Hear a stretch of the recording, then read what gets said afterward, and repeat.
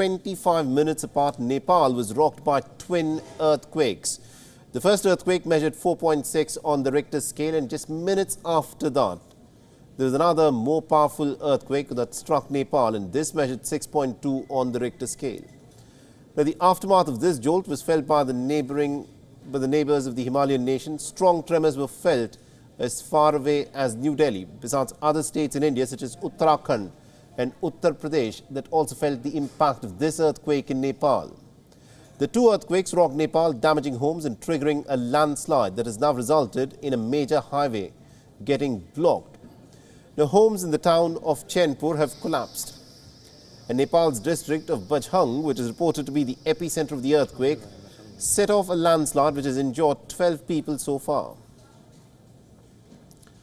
In neighbouring India, people in fact rushed out of the houses and office blocks in parts of New Delhi as tremors shook some northern regions. However, no injuries have been reported so far.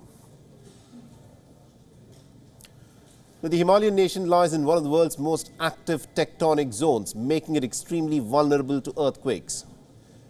In fact, in April 2015, a 7.8 magnitude earthquake had resulted in more than 8,000 people getting killed and more than 21,000 people had been injured. All right, now to give us more updates in terms of what, of course, is happening at this moment in Nepal, we're being joined in by our correspondent Saloni Murarka, who's joining us live from Kathmandu. Good evening to you, Saloni. Do we at this point of time know as to what the scale of the devastation is in the aftermath of these two earthquakes?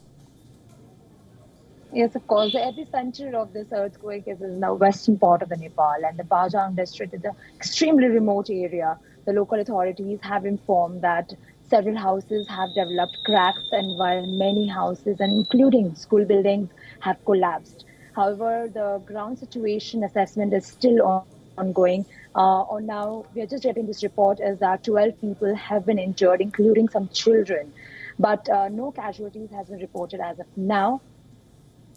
But the assessment will continue, and the local authorities have also informed that many smaller aftershocks were felt post the tremors around the hectares of 4.3 to 5.1.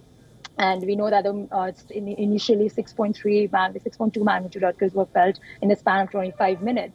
While these tremors were also felt in the adjoining areas, adjoining villages of the Bajhang district, and right. Mainly in the western part, and including in the central part of the Nepal.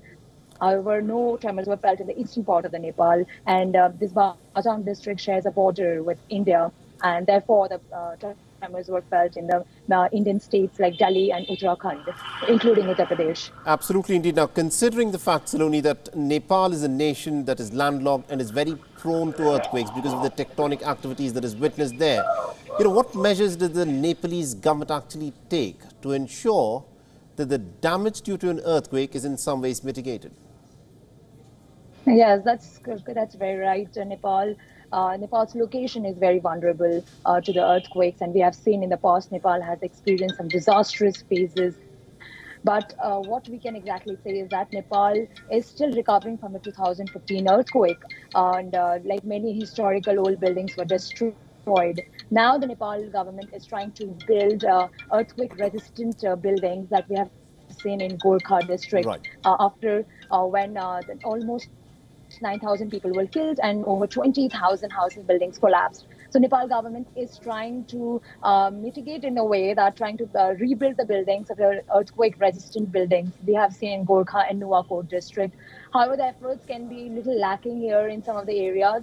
The efforts are a little slow, but somewhere the Nepal is making a go ahead. Absolutely indeed, Saloni. Thank you very much indeed for joining us and getting us all those details there. WION is now available in your country. Download the app now and get all the news on the move.